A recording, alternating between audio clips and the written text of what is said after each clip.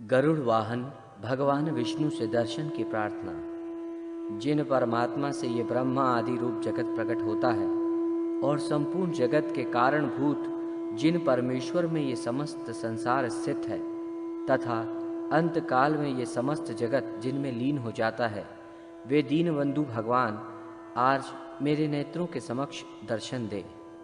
जिनके कर कमल में सूर्य के समान प्रकाशमान चक्र, भारी गदा और श्रेष्ठ शंख शोभित हो रहा है, जो पक्षीराज गरुड़ की पीठ पर अपने चरण कमल रखे हुए हैं, वे दीनबंधु भगवान आज मेरे नेत्रों के समक्ष दर्शन दें। जिनकी स्नेह दृष्टि से देखे जाने के कारण देवता लोग ऐश्वर्य पाते हैं और कोप दृष्टि के द्वारा देखे जाने से दानव लोग नष्ट हो जाते हैं, तथा सूर्य, यम और वायु आदि जिनके भय से भयभीत होकर अपने अपने कार्यों में प्रवृत्त होते हैं, वे दीनबंधु भगवान आज मेरे नेत्रों के समक्ष दर्शन दें। जो जागते हुए पुरुष का दूर चला जाता है और सोते हुए पुरुष का वैसे ही निकट आ जाता है, जो परमात्मा के साक्षात्कार का प्रधान साधन है, जो भूत, भविष्य, वर्तमान, सन्निकृष्ट और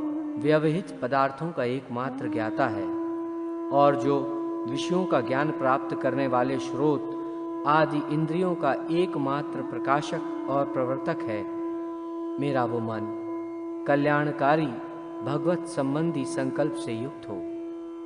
कर्मनिष्ठ एवं धीर विद्वान, जिसके द्वारा यज्ञज्ञ पदार्थों का ज्ञान प्राप्त करके यज्ञों में कर्मों का विस्तार करते हैं, जो इंद्रियों का पूर्वज अथवा आत्मस्वरूप है, जो पूज्य हैं और समस्त प्रजा के हृदय में निवास करता है, मेरा वो मन कल्याणकारी भगवत संबंधी संकल्प से युक्त हो। जो विशेष प्रकार के ज्ञान का ही नमस्कार करने योग्य हैं, हरि ही शरण्य है और वे हरि ही सब प्रकार से सेवा करने योग्य है।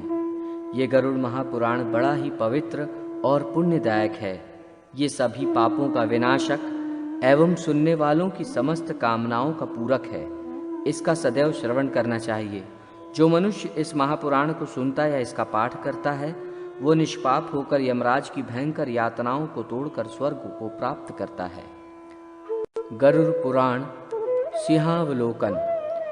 नर श्रेष्ठ भगवान श्री नर नारायण और भगवती सरस्वती तथा व्यास देव को नमन करके पुराण की चर्चा करनी चाहिए।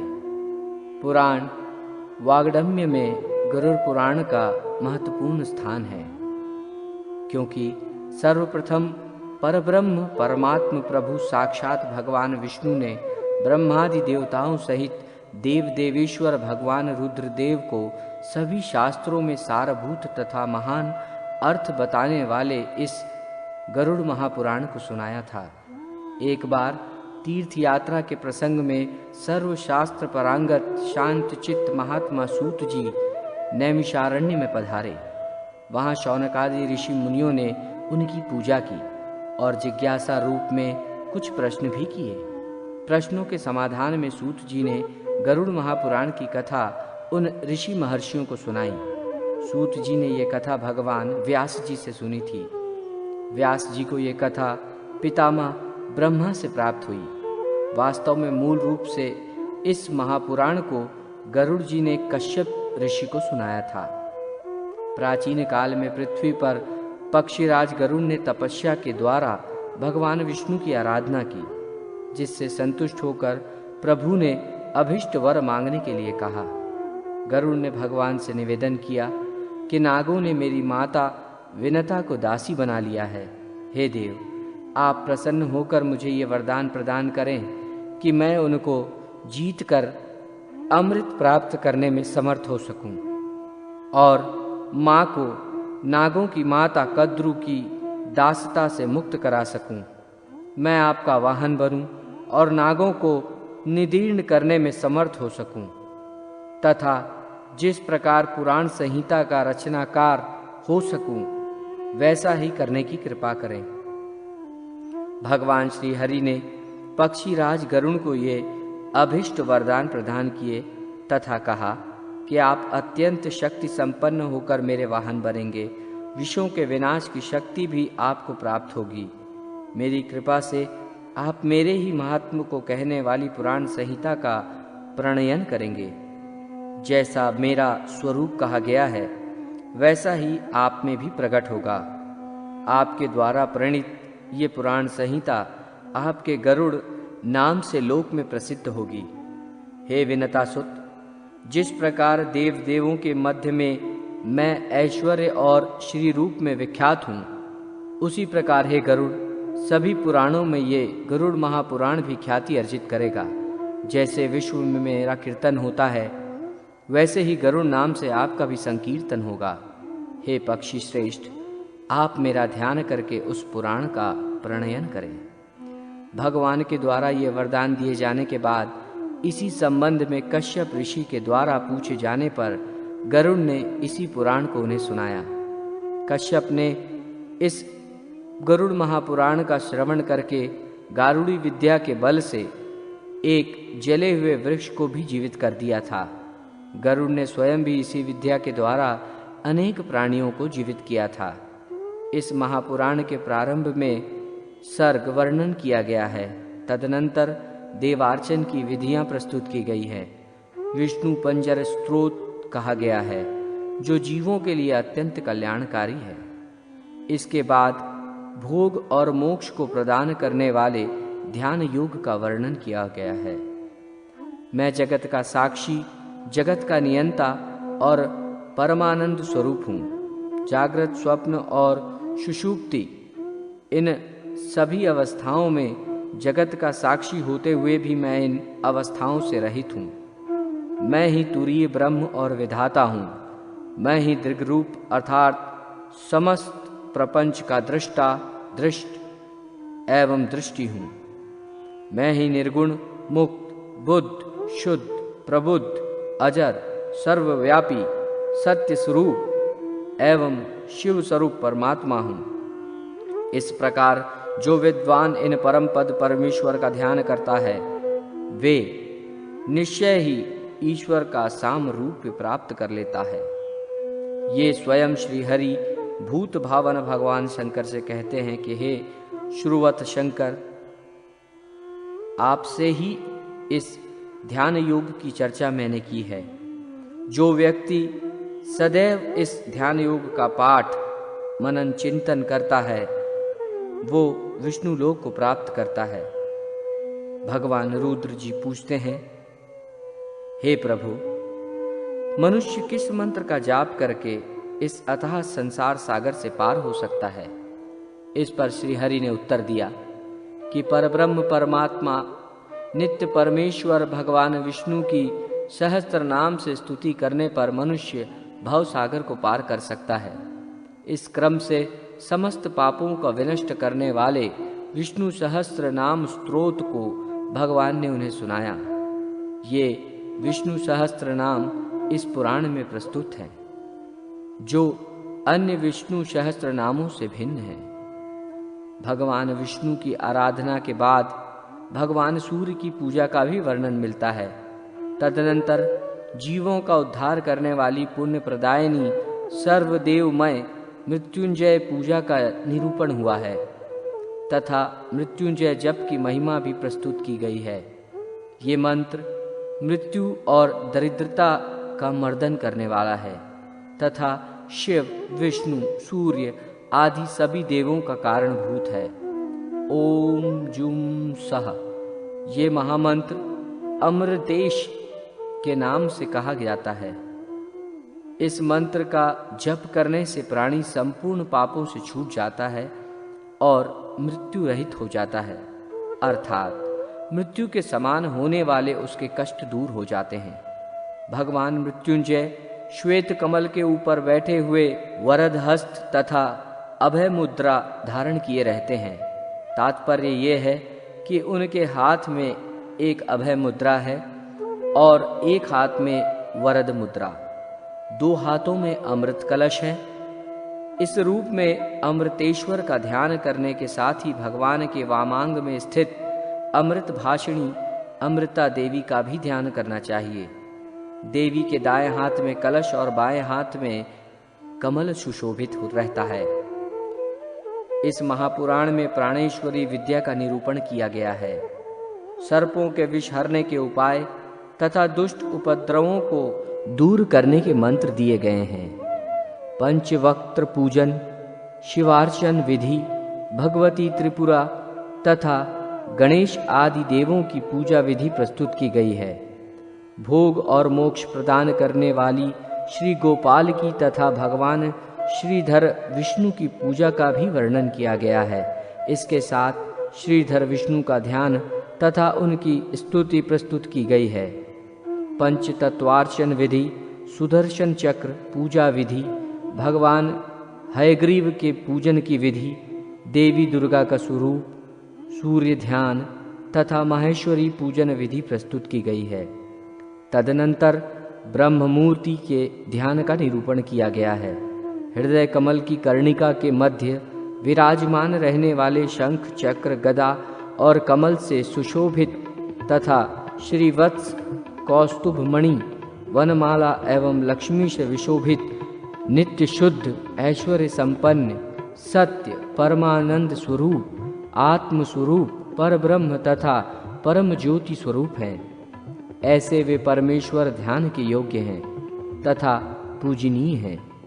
मैं भी वही हूँ, ऐसा समझना चाहिए। इस प्रकार आत्मस्वरूप नारायण का यम, नियम इत्यादि योग के साधनों से एकाग्रचित होकर जो ध्यान करता है, वो मनोभिलषित इच्छाओं को प्राप्त कर देव स्वरूप हो जाता है।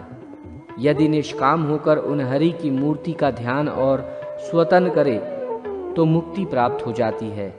इसके बाद विविध सालग्राम शिलाओं के लक्षण, वास्तु मंडल पूजा की विधि तथा प्रसाद लक्षण प्रस्तुत किए गए हैं। देव प्रतिष्ठा की भी सामान्य विधि बताई गई है। वर्ण एवं आश्रम धर्मों का निरूपण किया गया है। इसके साथ ही सदाचार और शौचाचार की महत्ता बताई गई है। वर्णाश्रम धर्म का निरूपण करते हुए ब्रह्मा जी ने व्यास जी से कहा कि परमात्मा प्रभु परमेश्वर की पूजा ब्राह्मण, क्षत्रिय, वैश्य और शूद्र इन चारों वर्णों को अपने अपने धर्म के अनुसार करनी चाहिए। उनके द्वारा पृथक पृथक रूप से ही उनके धर्मों का वर्णन किया गया है। यजन, याजन, दान, प्रतिग्रह, अध्ययन और अध्यापन, ये 6 कर्म ब्राह्मण के धर्म बताए गए हैं। दान, अध्ययन तथा यज्ञ ये क्षत्रिय तथा वैश्य के साधारण धर्म हैं। शस्त्रोपजीवी होना तथा प्राणियों की रक्षा करना क्षत्रियों का विशेष धर्म है। पशुपालन, कृषि कर्म तथा व्यापार ये वैश्य वर्ण की वृत्ति कही गई है।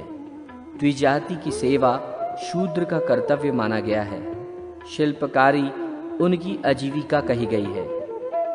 इसी प्रकार आश्रम धर्म का भी वर्णन हुआ है। भिक्षाचरण, गुरुश्रूषा, स्वाध्याय तथा अग्नि कार्य ये ब्रह्मचारियों के धर्म बताए गए हैं। अग्निहोत्र धर्म का पालन तथा कहे गए अपने विहित कर्मों के अनुसार जीविकोपार्जन पर्व रात्रि को छोड़कर अन्य रात्रियों में धर्मपत्नी का सहवास, देवता, पितर तथा अतिथि गणों की विधिवत पूजा में संलग्न रहना और श्रुतियों तथा स्मृतियों में कहे गए धर्मों के अनुसार अर्थोपार्जन करना ये गृहस्थों के धर्म कहे गए हैं। इसके साथ ही संस्कारों का भी वर्णन किया गया है, जिसके अनुसार गर्भाधान से लेकर मृत्यु पर्यंत के संस्कार बताए गए हैं। क्षत्रिय, ब्राह्मण और वैश्य बालकों के लिए उपनयन संस्कार की अनिवार्यता का दिग्दर्शन कराया गया है। गृहस्थाश्रम के धर्म में स्त्रियों के कर्तव्य का भी विवेचन हुआ है। स्त्रियों को अपने पति की आज्ञा का पालन करना चाहिए, यही उनका परम धर्म है। जिस घर में पति पत्नी के मध्य किसी प्रकार का विरोध नहीं होता, उस घर में धर्म, अर्थ और काम इस त्रिवर्ग की अभिवृद्धि होती है। जो स्त्री पति की मृत्यु के पश्चात अथवा उसके जीवित रहते हुए अन्य पुरुष का आश्रय नहीं लेती, वो इस लोक में यश प्राप्त करती है और अपने पतिव्रत्य के प्रभाव से परलोक में जाकर पार्वती के साहचर्य में आनंद प्राप्त करती है।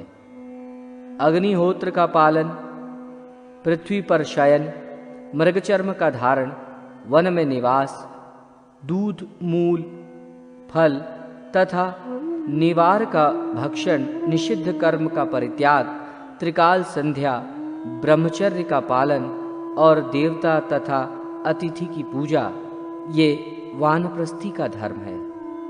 सभी प्रकार के आरंभों का परित्याग, भिक्षा से प्राप्त अन्न का भोजन, वृक्ष की छाया में निवास, अपरिग्रह, अद्रोह, सभी प्राणियों में समान भाव, प्रिय तथा अप्रिय की प्राप्ति में एवं सुख एवं दुख में समान स्थिति, शरीर की ब्रह्म और आंतरिक शुद्धता, वाणी में संयम, परमात्मा का ध्यान, सभी इंद्रियों का निग्रह, धारणा तथा ध्यान में तत्परता और भाव शुद्धि, ये सभी परिवारजक या सन्यासी के धर्म कहे गए हैं।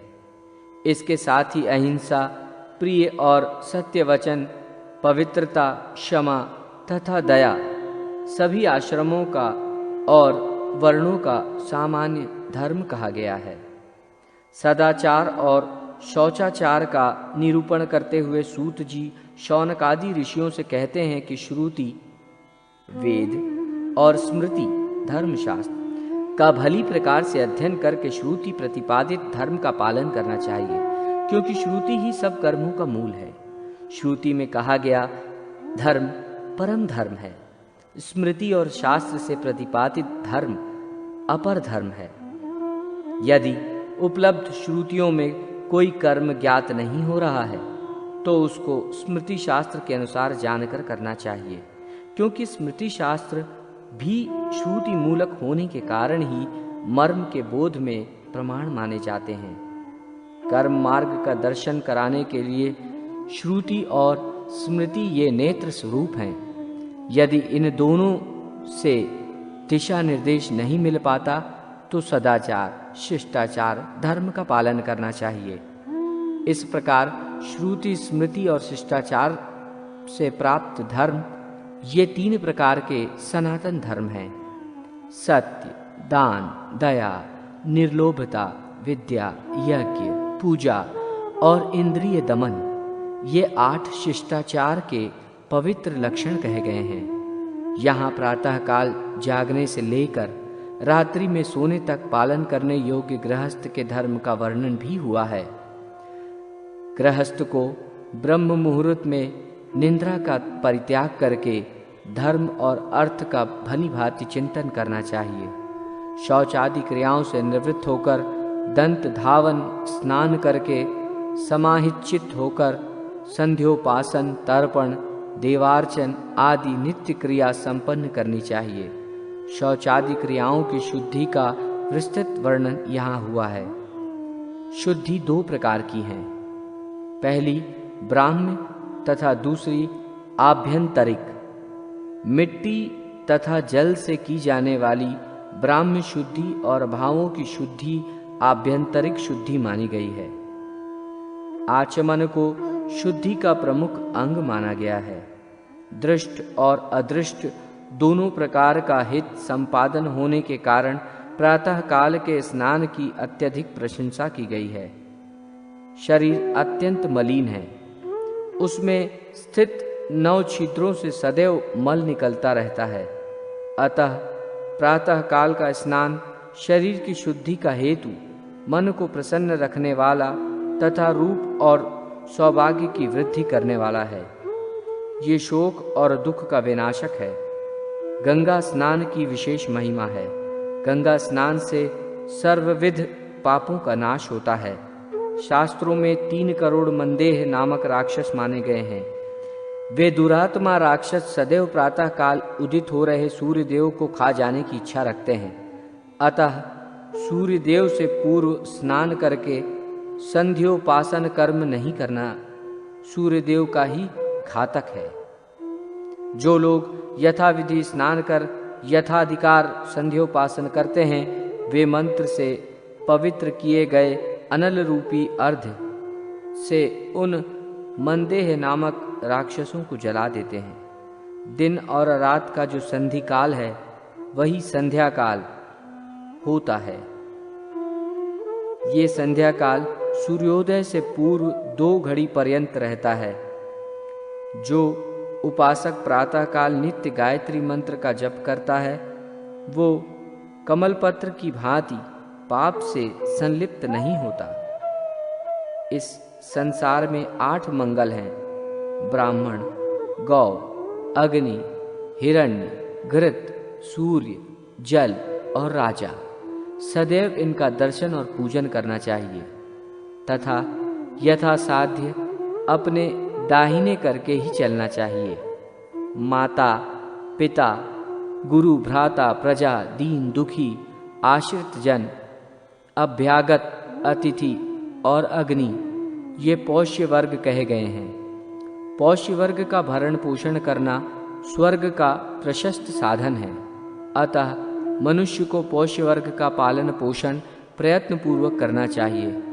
इस संसार में उसी व्यक्ति का जीवन श्रेष्ठ है जो बहुतों के जीवन का साधन बनता है, अर्थात बहुतों का पालन पोषण करता है।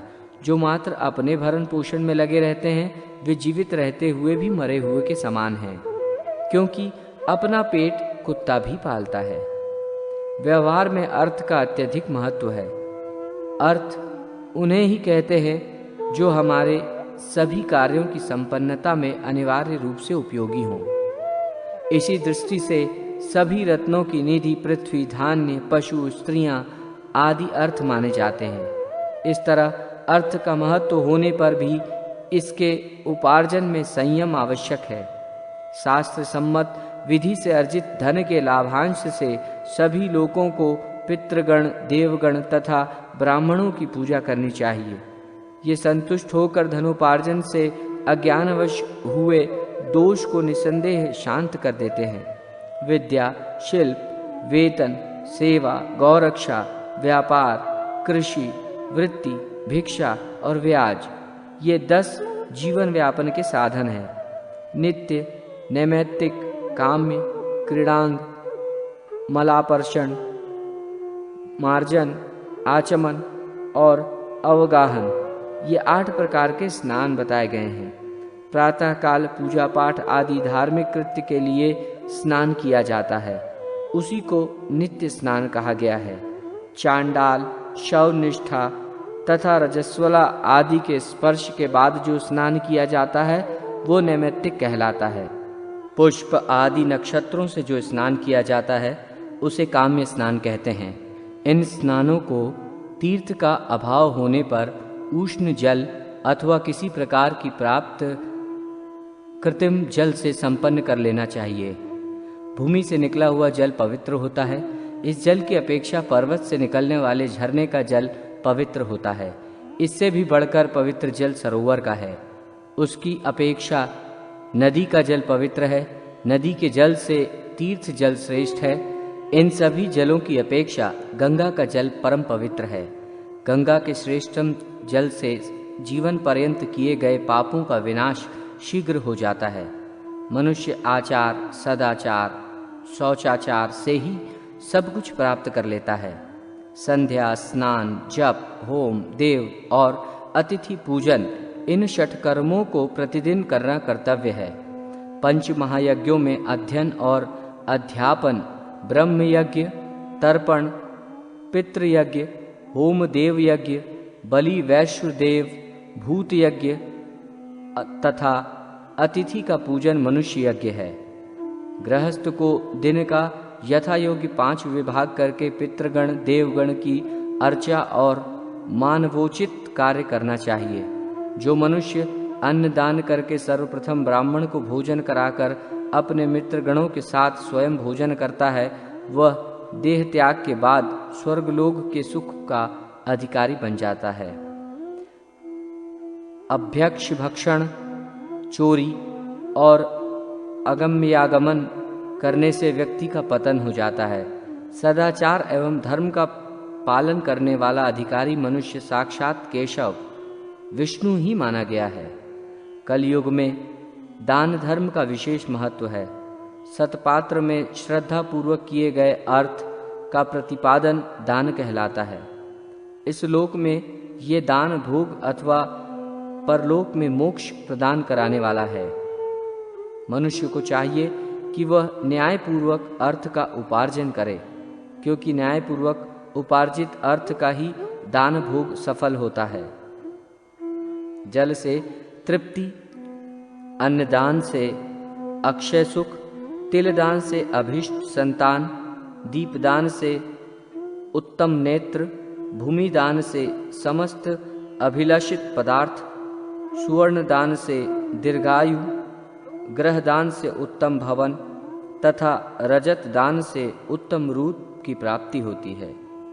वस्त्र प्रदान करने से चंद्रलोक तथा अश्वदान करने से अश्विनी कुमार के लोक की प्राप्ति होती है।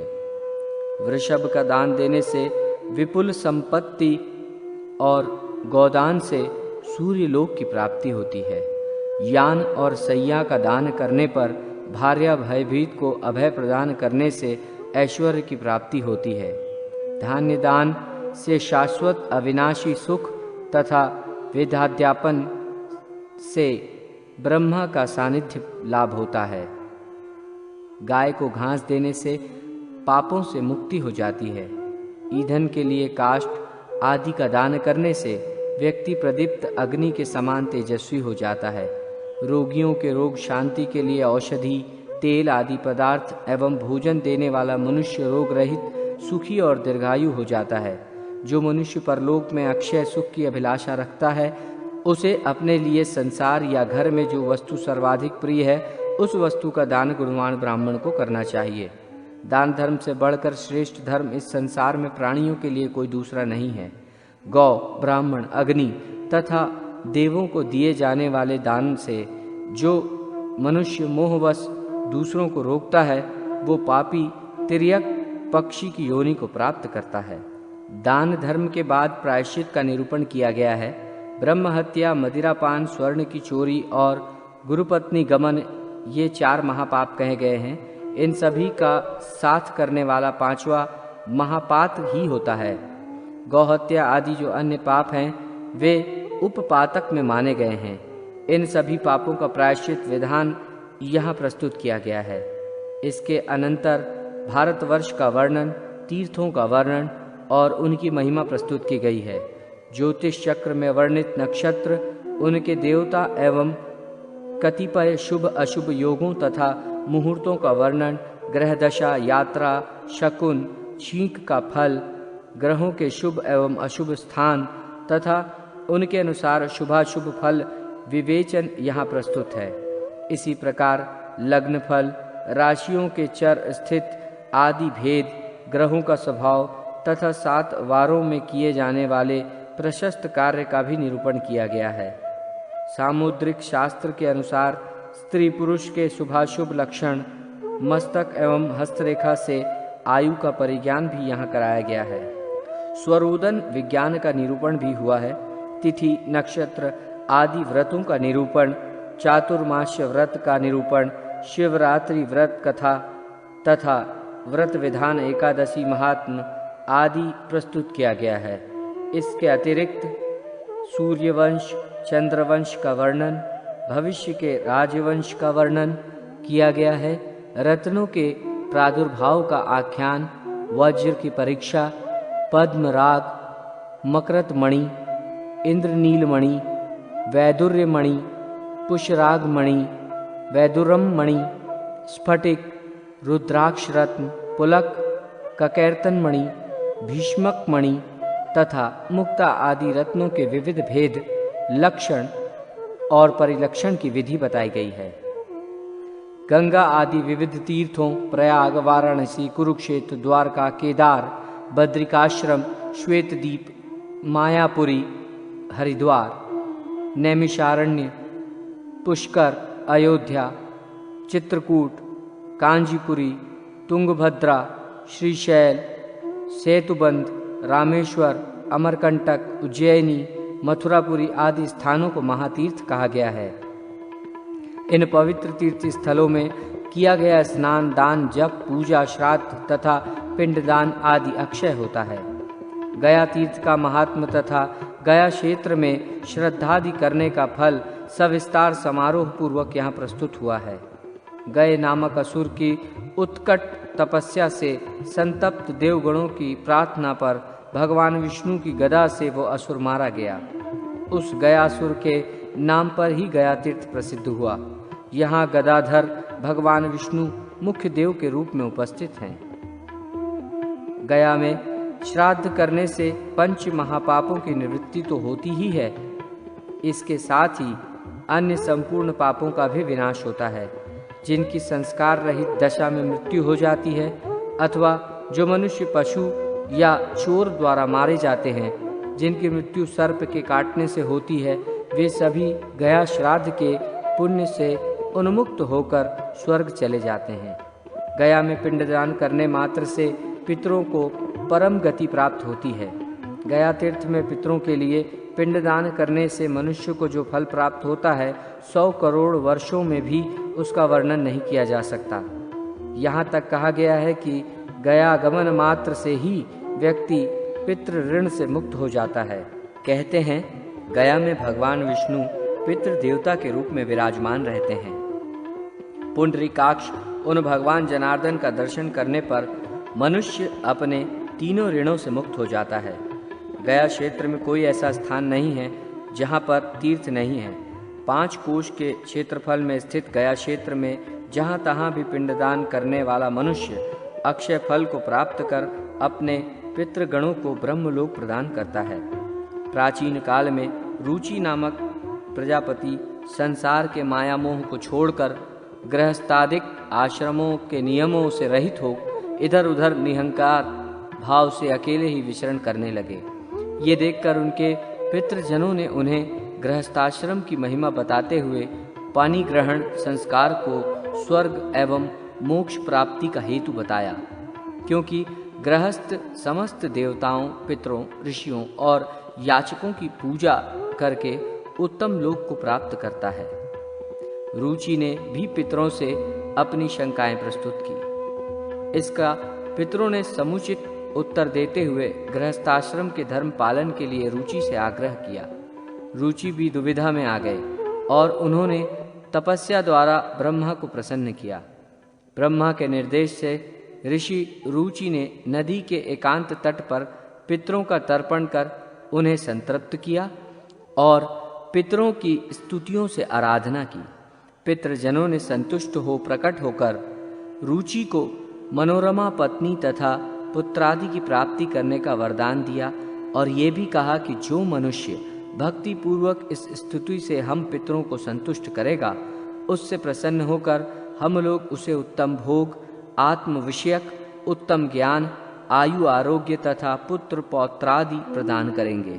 अतः कामनाओं की पूर्ति चाहने वाले श्रद्धालुओं को निरंतर इस स्रोत से पितरों की स्तुति करनी चाहिए। तदनंतर द्रव्य शुद्धि एवं कर्म विपाक, प्रायश्चित विधान, शांत पान, कृच्छु, पराक तथा चांद्रायणादि व्रतों के विविध स्वरूपों को दर्शाया गया है।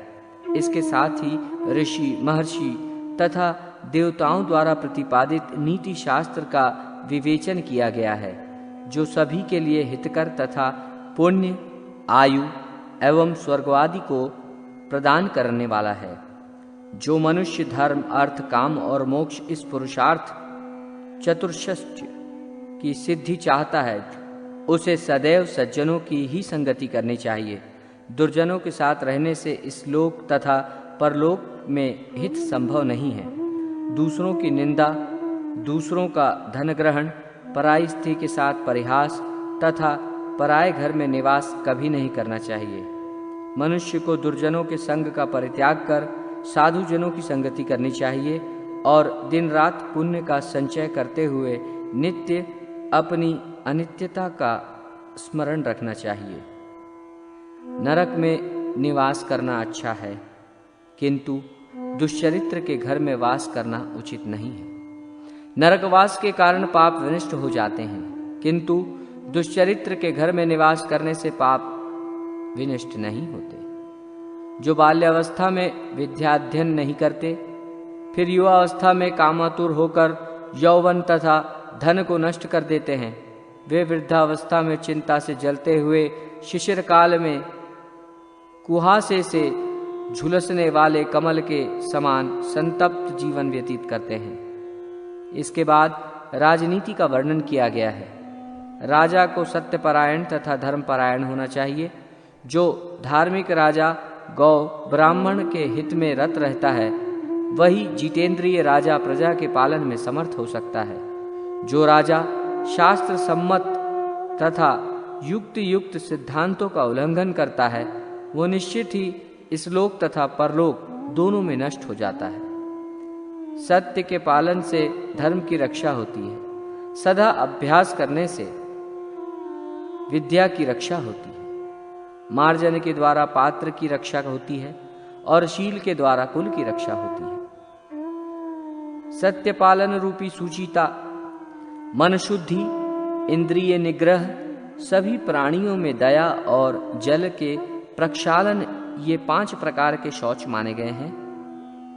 जिसमें सत्य पालन की शुचिता है, उसके लिए स्वर्ग की प्राप्ति दुर्लभ नहीं है। जो मनुष्य सत्य संभाषण ही करता है, वो अश्वमेध यज्ञ करने वाले व्यक्ति से बढ़कर है।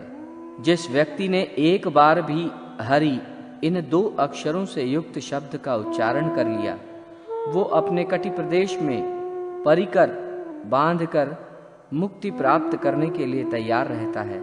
ऐसा मनुष्य मोक्ष का अधिकारी होता है। इस प्रकार मनुष्य को उन्नति के पथ पर ले जाने वाले नीति से युक्त कल्याणकारी वचनों का संग्रह इस महापुराण में प्राप्त होता है, जिसे ग्रहण कर मानव शाश्वत सुखानुभूति से लाभान्वित हो सकता है। तदनंतर भगवान के विभिन्न अवतारों की कथा तथा पवित्रता महात्म्य में ब्राह्मण पत्नी अनुसूया एवं भगवती सीता के पतिव्रत का आख्यान मिलता है। रामचरित्र वर्णन, हरिवंश वर्णन तथा महाभारत की कथा और बुद्ध आदि अवतारों की कथा का वर्णन भी यहाँ प्राप्त होता है। इसके बाद आयुर्वेद का प्रकरण प्रारंभ होता है।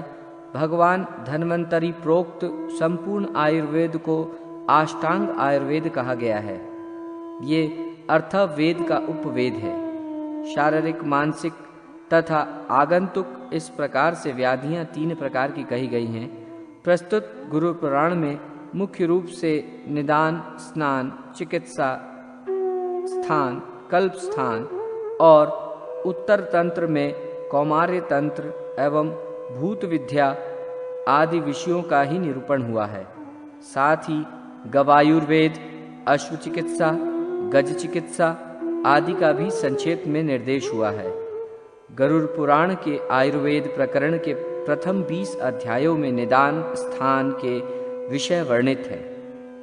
किस कारण से रोग उत्पन्न हुआ है, रोग के लक्षण क्या है, जिससे रोग का निर्णय हो सके, इत्यादि विषय निदान शब्द में अभिप्रेत हैं। इससे प्रारंभ में ज्वर, रक्त, पित्त, श्वास, राजक्षमा, मदात्यय, अर्श, अतिसार, मूत्राघात, प्रमेह, गुल्म, पांडु, कुष्ठ, वात दोष आदि रोगों के उत्पत्तिजनक कारणों तथा उनके लक्षणों का वर्णन हुआ है। गुरुड़ पुराण का ये वर्णन आचार्य वाग्भट्ट के अष्टांग हृदय से बहुत अंशों से साम्य रहता है। इसके बाद लगभग 40 अध्यायों में विभिन्न रोगों की चिकित्सा हेतु औषधियों का निरूपण हुआ है।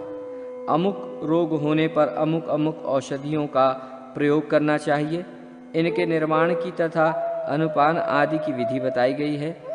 एक ही रोग के लिए अनेक औषधिक योगों को भी बताया गया है।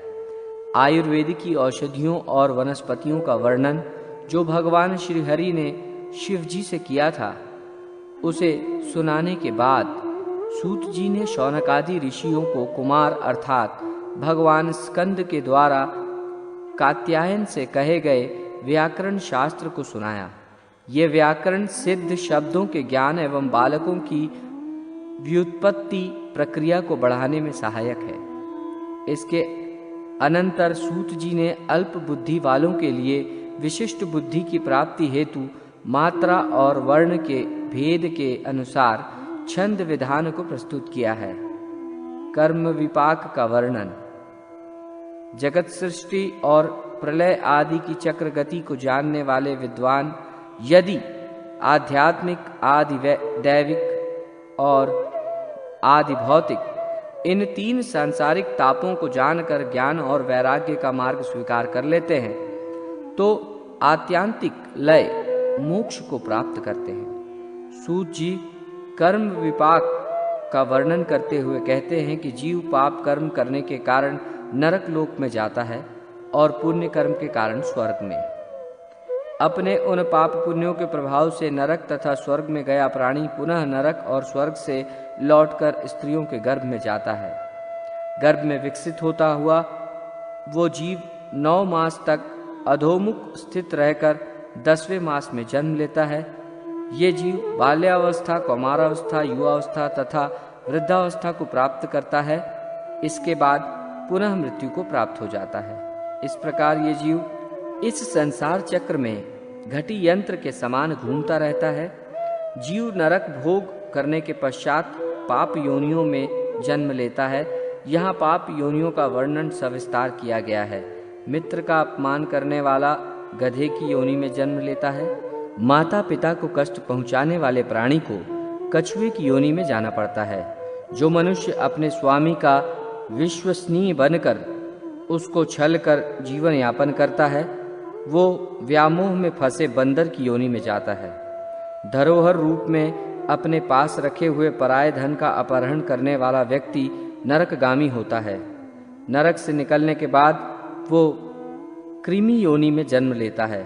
जो मनुष्य विश्वासघाती होता है वो मत्स्य योनि में उत्पन्न होता है। यज्ञ, दान तथा विवाहादि में विघ्न डालने वाले मनुष्य को कृमि योनि प्राप्त होती है। देवता, पितर, ब्राह्मणों को बिना भोजन आदि दिए जो मनुष्य अन्न ग्रहण कर लेता है वो नरक को जाता है। वहां से मुक्त होकर वो काक योनि को प्राप्त करता है। कृतघ्न व्यक्ति कृमि, कीट, पतंग आदि बिच्छू की योनियों में भ्रमण करता है। दूसरों की निंदा करना, कृतघ्नता, दूसरों की मर्यादा को नष्ट करना, निष्ठुरता, अत्यंत घृणित व्यवहार में अभिरुचि, परस्त्री के साथ सहवास करना, पराय धन का अपहरण करना, अपवित्र रहना, देवों की निंदा, मर्यादा के बंधन को तोड़कर अशिष्ट व्यवहार करना, कृपणता तथा मनुष्यों का हनन, ये सब नरक भोग कर जन्म लिए हुए मनुष्यों का लक्षण कहा गया है।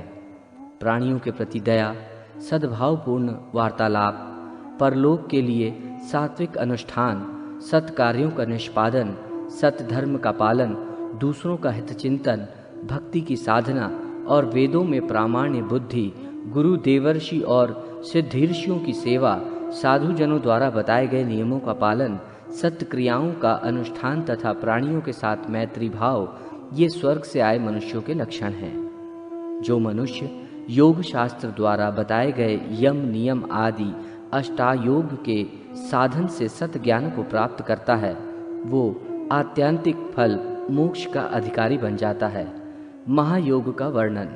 सूत जी ने यहाँ समस्त अंगों सहित महायोग का वर्णन किया है। ये महायोग मनुष्यों को भोग और मोक्ष प्रदान करने में श्रेष्ठतम साधन है। महामति, भगवान दत्तात्रेय ने राजा अलर्क से कहा था, हे राजन, ममता ही दुख का मूल है और ममता का परित्याग ही दुख से निवृत्ति का उपाय है। अहंकार अज्ञान रूपी महातरु का अंकुर है। पाप मूलक आपातमरणीय सुख शांति के लिए ये अज्ञान रूपी महातरु पैदा हुआ है। जो लोग ज्ञान रूपी कुल्हाड़ी से अज्ञान रूप महावृक्ष को काटकर वे परब्रह्म में लीन हो जाते हैं, तदनंतर ब्रह्म रस को प्राप्त कर उसका भली भांति पान करके प्राज्ञ पुरुष नित्य सुख एवं परम शांति को प्राप्त करते हैं। जो लोग माया पाश से आबद्ध हैं वे सभी नित्य नैमित्तिक ही कार्य करते हैं और उसी में अंत तक लगे रहते हैं। इस कारण उन्हें परमात्मा का ऐक्य प्राप्त नहीं होता। जो पुनः इस संसार में जन्म लेते हैं, जो अज्ञान से मोहित हैं, वे ज्ञान योग प्राप्त करके अज्ञान से मुक्त हो जाते हैं। उसके बाद वो जीवन मुक्त योगी न कभी मरता है, न कभी दुखी होता है, न रोगी होता है, न संसार के किसी बंधन से आबद्ध होता है, न वो पापों से युक्त होता है, न तो नरक यातना का ही दुख भोगना पड़ता है और न उसे गर्भवास में जाना पड़ता है। वो स्वयं अपव्यय नारायण स्वरूप हो जाता है। इस प्रकार की अनन्य भक्ति से वो योगी भोग और मोक्ष प्रदान करने वाले भगवान नारायण को प्राप्त कर लेता है। ध्यान, पूजा, जप, स्तोत्र, व्रत, यज्ञ और दान के नियमों का पालन करने से मनुष्य के चित्त की शुद्धि होती है। चित्त शुद्धि से ज्ञान प्राप्त होता है तथा इससे जन्म मरण के बंधन से मुक्ति भी मिलती है। भगवती का निरूपण। सूत जी भगवती का निरूपण करते हुए कहते हैं कि प्रभु भक्ति से जितना संतुष्ट होते हैं उतना किसी अन्य साधन से नहीं। भगवान हरि का निरंतर स्मरण करना मनुष्यों के लिए महान श्रेय का मूल है। ये पुण्यों की उत्पत्ति का साधन है और जीवन का मधुर फल है। इसलिए विद्वानों ने प्रभु की सेवा को भक्ति का बहुत बड़ा साधन कहा है। भगवान त्रिलोकीनाथ विष्णु के नाम तथा गुणों के कीर्तन में तन्मय होकर जो प्रसन्नता के आंसू बहाते हैं, रोमांचित होकर गदगद हो उठते हैं, वे भी उनके भक्त हैं। इस संसार में वही श्रेष्ठ हैं, वही ऐश्वर्य से संपन्न है और वही मोक्ष को प्राप्त करता है। जो भगवान हरि की भक्ति में तन्मय रहता है, यदि कोई भगवत भक्त चांडाल जाति का है तो वो भी अपनी पवित्र भक्ति की महिमा से सबको पवित्र कर देता है। हे नाथ, आप मुझ पर दया करो, मैं आपकी शरण में आया हूँ। ऐसा जो प्राणी कहता है उसको भगवान हरि अभय कर देते हैं। किसी से भी उसको भय नहीं होता। ये भगवान की प्रतिज्ञा है। जिन मनुष्यों का मन हरि भक्ति में रमा हुआ है उनके सभी प्रकार के पापों का विनाश निश्चित है। हाथ में पाश लेकर खड़े हुए अपने दूत को देखकर यमराज उसके कान में कहते हैं कि हे दूत, तुम उन लोगों को छोड़ देना जो मधुसूदन विष्णु के भक्त हैं। मैं तो अन्य दुराचारी पापियों का स्वामी हूँ। भक्तों के स्वामी स्वयं श्री हरि हैं। श्री विष्णु ने सर्वदा कहा है, यदि दुराचारी मनुष्य भी मुझ में अनन्य भक्ति रखता है तो वो साधु ही है, क्योंकि उसने ये निश्चित कर लिया है कि भगवान की भक्ति के समान अन्य कुछ भी नहीं है। भगवान हरि में जिस मनुष्य की भक्ति रहती है उसके लिए धर्म, अर्थ और काम, इस त्रिवर्ग का कोई महत्व नहीं है, क्योंकि परम सुख रूप मुक्ति उसके हाथ में ही सदा रहती है। इस संसार रूपी विश्व वृक्ष के अमृत के समान दो फल हैं। एक फल है भगवान केशव की भक्ति और दूसरा फल है उनके भक्तों का सत्संग। नाम संकीर्तन की महिमा का वर्णन करते हुए सूत जी कहते हैं कि मुक्ति के कारण भूत अनादि, अनंत, अज, नित्य, अव्यय और अक्षय भगवान विष्णु को जो व्यक्ति नमन करता है वो समस्त संसार के लिए नमस्कार के योग्य हो जाता है। स्वप्न में भी भगवान नारायण का नाम लेने वाला मनुष्य अपनी अक्षय पाप राशि को विनष्ट कर देता है। यदि कोई मनुष्य जागृत अवस्था में परात्पर प्रभु का नाम लेता है तो फिर उसके विषय में कहना ही क्या।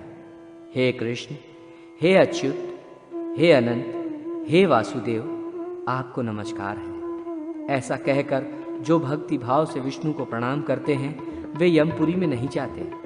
सूर्य के उदित हो जाने पर जैसे अंधकार विनष्ट हो जाता है, वैसे ही हरि का नाम संकीर्तन करने से प्राणियों के पाप समूह का विनाश हो जाता है। सूत जी कहते हैं कि सभी शास्त्रों का अवलोकन करके तथा पुनः पुनः विचार करने पर एक ही निष्कर्ष निकलता है कि मनुष्य को सदैव नारायण का ध्यान करना चाहिए। इस लोक और परलोक में प्राणियों के लिए जो दुर्लभ है, जो अपने मन में भी नहीं सोचा जा सकता, वो बिना मांगे ही ध्यान मात्र करने से भगवान मधुसूदन प्रदान कर देते हैं। पाप कर्म करने वालों की शुद्धि का ध्यान के समान अन्य कोई साधन नहीं है। ये ध्यान पुनर्जन्म देने वाले कारणों को भस्म करने वाली योगाग्नि है। भगवान का भक्त अनासक्त भाव से यदि अपने सभी कर्मों को विष्णु के चरणों में समर्पित करता है तो उसके कर्म साधु हो या असाधु बंधन कारक नहीं होते। इसके अनंतर श्री सूत जी भगवान शिव द्वारा कही गई नारसिंह स्तुति का वर्णन करते हैं। इसके साथ ही कलामृत स्तोत्र का भी वर्णन किया गया है, जो देवर्षि नारद के पूछने पर शिव जी ने कहा था। तदनंतर मार्कंडेय मुनि के द्वारा कहे गए मृत्यु को निवारण करने वाले इसके बाद प्राणियों को सब कुछ प्रदान करने वाले अच्युत स्तोत्र का वर्णन किया गया है। ये स्तोत्र देवर्षि नारद के पूछने पर ब्रह्मा जी ने कहा था। सूत जी ने इस स्तोत्र की अत्यधिक महिमा का वर्णन किया है। आचार कांड के अंत में ब्रह्म ज्ञान और शंग योग, आत्मज्ञान तथा गीता सार का निरूपण किया है। जीव का अंतिम लक्ष्य मुक्ति है। ये मुक्ति जीव को तभी प्राप्त होती है जब ये पुर्यष्टक तथा त्रिगुणात्मिका प्रकृति का परित्याग कर देता है। जीव को मुक्ति प्राप्त करने के लिए प्रकृति से स्वयं को अलग करना अनिवार्य है। इसके लिए शब्द आदि विषयों के प्रति अनासक्त होना आवश्यक है। प्राणायाम, जप, प्रत्याहार, धारणा, समाधि और ध्यान ये 6 योग के साधन हैं। इंद्रिय संयम से पापक्षय और पापक्षय से देवप्रीति सुलभ होती है। देवप्रीति मुक्ति एवं मुक्ति साधन की ओर उन्मुख होने के लिए प्रथम एवं अनिवार्य साधन है। आत्मज्ञान। भगवान नारद जी कहते हैं, कर्मों से भवबंधन और ज्ञान होने से जीव की संसार से मुक्ति हो जाती है। इसलिए आत्मज्ञान का आश्रय करना चाहिए। जो आत्मज्ञान से भिन्न ज्ञान है उसे अज्ञान कहा जाता है। जब हृदय में स्थित सभी कामनाएं समाप्त हो जाती हैं, तब जीव निसंदेह जीवन काल में ही अमृत प्राप्त कर लेता है। वस्तु मात्र का सार ब्रह्म ही है। तजोरूप ब्रह्म को एक अखंड परम पुण्य रूप समझना चाहिए। जैसे अपनी आत्मा सबको प्रिय है, वैसे ही ब्रह्म सबको प्रिय है, क्योंकि आत्मा ही ब्रह्म है। सभी तत्वज्ञ ज्ञान को सर्वोच्च मानते हैं। इसलिए चित्त का आलंबन बोध स्वरूप आत्मा ही है। ये आत्मविज्ञान है। ये पूर्ण है, शाश्वत है।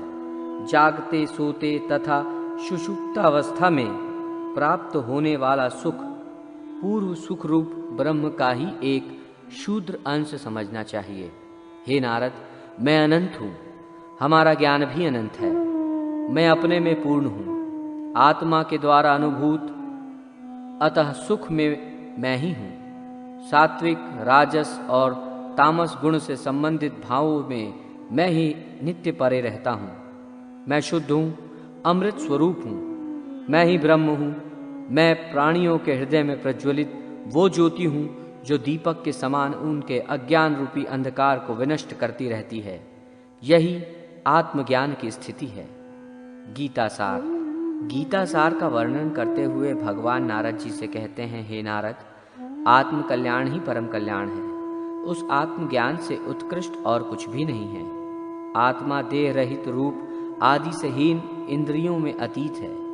मैं आत्मा हूँ। संसार आदि संबंध के कारण मुझे किसी प्रकार का दुख नहीं है। जैसे आकाश में विद्युत अग्नि का प्रकाश होता है, वैसे हृदय में आत्मा के द्वारा आत्मा प्रकाशित होती है। यम, नियम, आसन, प्राणायाम, प्रत्याहार, ध्यान, धारणा और समाधि ये अष्टांग योग मुक्ति के लिए कहा गया है।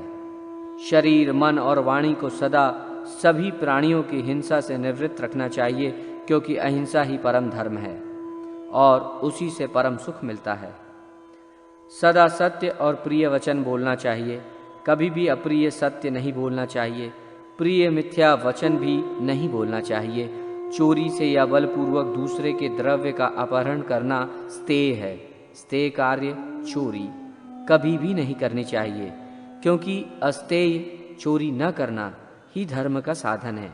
आपत्ति काल में भी इच्छा पूर्वक द्रव्य का ग्रहण न करना ही अपरिग्रह है।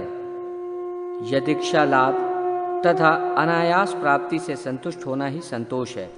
ये संतोष ही सभी प्रकार के सुख का साधन है। मन और इंद्रियों की जो एकाग्रता है वही परम तप है।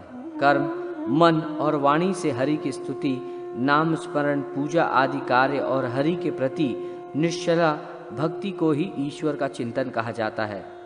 अपने शरीरगत वायु का नाम प्राण है। उस वायु के निरोध को प्राणायाम कहा जाता है। इंद्रियां असत चरणों में विचरण करती है, उनको विषयों से निवृत्त करना चाहिए। मूर्त और अमूर्त ब्रह्म चिंतन को ध्यान कहा जाता है। योगारंभ के समय मूर्तिमान और अमृत रूप में हरि का ध्यान करना चाहिए। तजोमंडल के मध्य में शंख चक्र गदा तथा पद्मधारी चतुर्भुज कौस्तुभ चिन्ह से विशुभित वनमाला वायु स्वरूप जो ब्रह्म से अधिष्ठित हैं, मैं वही हूँ। इस प्रकार मन का लय करके परमात्म प्रभु को धारण करना ही धारणा है। मैं ही ब्रह्म हूँ और ब्रह्मा ही मैं हूँ। इस प्रकार अहम और ब्रह्म पदार्थ का तादात्म्य रूप ही समाधि है। ब्रह्म गीता का सार तत्व वर्णन करते हुए भगवान कहते हैं कि ये सिद्ध ही परमात्मा है। उसी परमात्मा से आकाश, आकाश से वायु, वायु से अग्नि, अग्नि से जल तथा जल से पृथ्वी की उत्पत्ति हुई है, जो इस जगत प्रपंच की भी जन्मदात्री है। जागृत, स्वप्न तथा सुषुप्ति की अवस्थाओं से परे वो ब्रह्म अपने निर्गुण स्वभाव में ही रहता है। उस क्रियाशील शरीर के साथ रहने तथा न रहने की स्थिति में भी वो नित्य शुद्ध स्वभाव वाला ही है। उसमें कोई विकृति नहीं आती है। मुमुक्षु के अंतःकरण के कैवल्य अर्थात उस परमात्मा के साक्षात्कार की अवस्था आ जाती है। अतः मोक्षार्थी को उस स्थिति में जीवात्मा के विषय में विचार कर उसको शरीर से पृथक समझना चाहिए, क्योंकि आत्म तत्व को शरीर से अतिरिक्त न मानने पर ब्रह्म तत्व से साक्षात्कार करने में अनेक बाधाएं आती हैं। अतः उन बाधाओं को दूर करना अपेक्षित है। ब्रह्म को नित्य शुद्ध बुद्ध सत्य तथा अद्वैत कहा जाता है। ये आत्म तत्व परम ज्योति स्वरूप है। ये चिदानंद है।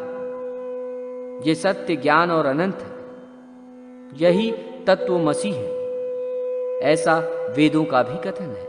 मैं ब्रह्मा हूं।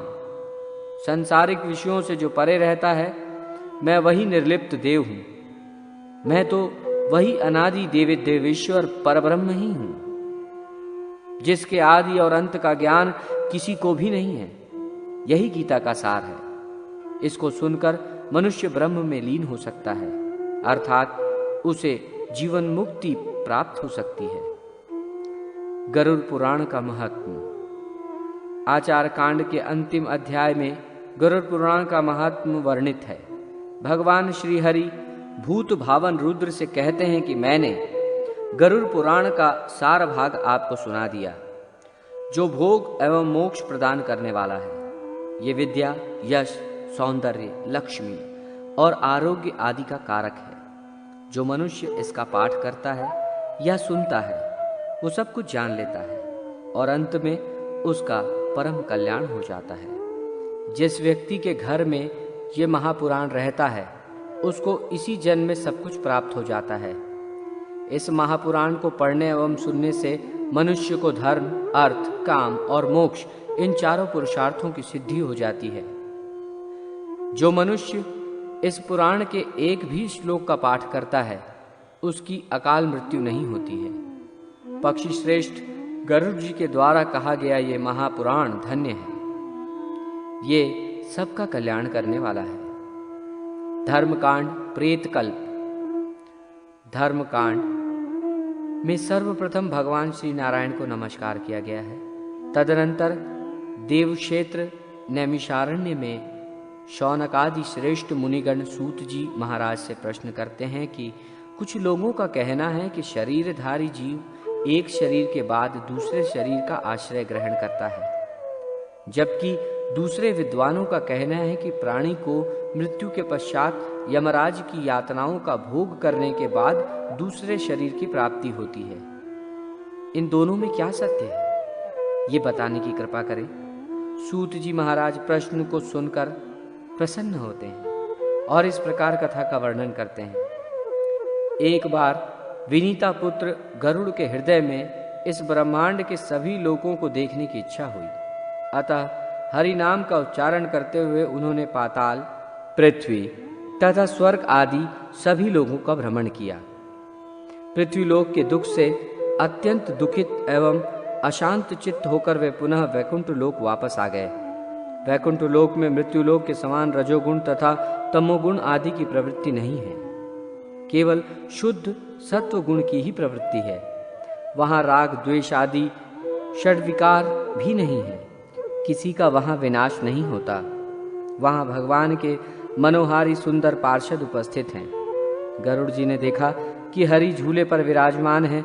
भगवान हरि का दर्शन करने से विनतासुत गरुड़ का हृदय आनंद विभोर हो उठा। आनंद मग्न होकर उन्होंने प्रभु को प्रणाम करते हुए कहा, भगवान, आपकी कृपा से त्रिलोक का परिभ्रमण मैंने कर लिया। यमलोक को छोड़कर पृथ्वीलोक से सत्यलोक तक सब कुछ मेरे द्वारा देखा जा चुका है। सभी लोकों की अपेक्षा पृथ्वीलोक प्राणियों से अधिक परिपूर्ण है।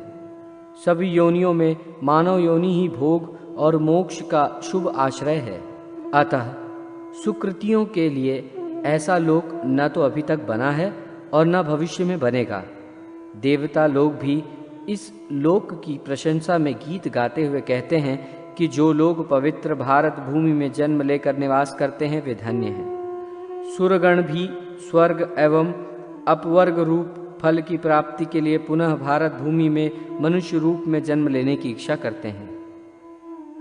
गरुड़ जी पूछते हैं, हे प्रभु, आप ये बताने की कृपा करें कि मरणासन्न व्यक्ति किस कारण पृथ्वी पर सुलाया जाता है? उसके मुख में पंचरत्न क्यों डाला जाता है? उसके नीचे कुश और तिल क्यों बिछाए जाते हैं? हे केशव, मृत्यु के समय विविध वस्तुओं का दान एवं गौदान, अष्ट महादान किस लिए किया जाता है? प्राणी कैसे मरता है और मरने के बाद कहाँ जाता है? उस समय प्राणी अतिवाहिक शरीर कैसे प्राप्त करता है? अग्नि देने वाले पुत्र पौत्र उसे कंधे पर क्यों ले जाते हैं? शव में घृत लेप क्यों किया जाता है? शव के उत्तर दिशा में यम सूक्त का पाठ क्यों होता है? मरे हुए व्यक्ति को पीने के लिए जल एक ही वस्त्र धारण करके क्यों दिया जाता है? शव का दाह संस्कार करने के पश्चात उस व्यक्ति को अपने परिजनों के साथ बैठकर भोजन आदि क्यों नहीं करना चाहिए? मृत व्यक्ति के पुत्र 10वें दिन के पहले किस लिए 9 पिंडों का दान देते हैं? शव का दाह संस्कार तथा उसके अनंतर जल तर्पण की क्रिया क्यों की जाती है? किस विधान से पितरों को पिंडदान देना चाहिए? उस पिंड को स्वीकार करने के लिए उनका आवाहन कैसे किया जाता है? दाह संस्कार के बाद अस्थि संचयन और घट फोड़ने का विधान क्यों है? 10वें दिन सभी परिजनों के साथ शुद्धि के लिए स्नान तथा पिंडदान क्यों करना चाहिए? एकादशाह को वर्षोत्सर्ग आदि के सहित पिंडदान करने का प्रयोजन क्या है? 13वें दिन पददान आदि क्यों किया जाता है? वर्ष पर्यंत 16 श्राद्ध क्यों किए जाते हैं? हे प्रभु, मनुष्य का ये शरीर अनित्य है और समय आने पर ही वो मरता है, किंतु मैं उस छिद्र को नहीं देख पाता हूँ जिससे जीव निकल जाता है। प्राणी अपने जीवन काल में पुण्य और पाप जो भी करता है, नाना प्रकार के दान करता है, वे सब शरीर के नष्ट हो जाने पर उसके साथ कैसे चले जाते हैं? मरे हुए प्राणी के लिए सपिंडीकरण क्यों होता है?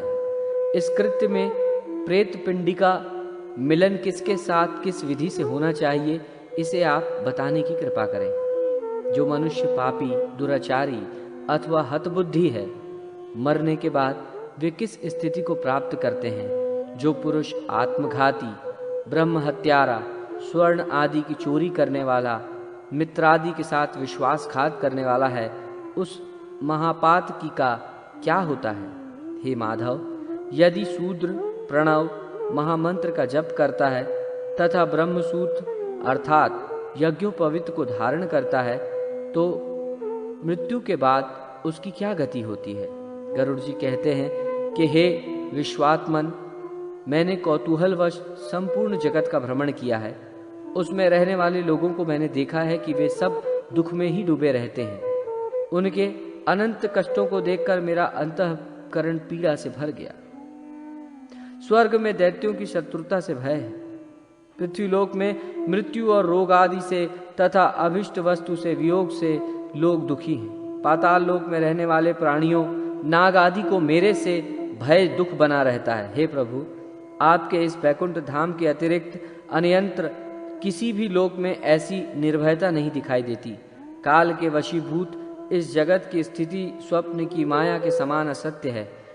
उसमें भी इस भारतवर्ष में रहने वाले लोग बहुत से दुखों को भोग रहे हैं। मैंने देखा है कि उस देश के मनुष्य राग, द्वेष तथा मोह आदि के आकंठ में डूबे हुए हैं। इस देश में कुछ लोग अंधे हैं, कुछ टेढ़ी दृष्टि वाले हैं, कुछ दृष्टवाणी वाले हैं, कुछ लूले हैं, कुछ लंगड़े हैं, कुछ काणे हैं, कुछ बहरे हैं, कुछ गूंगे हैं, कुछ कोढ़ी हैं, कुछ अधिक रोम वाले हैं, कुछ नाना रोम से घिरे हैं, कुछ आकाश कुसुम की तरह नितांत मिथ्याभिमान से चूर हैं।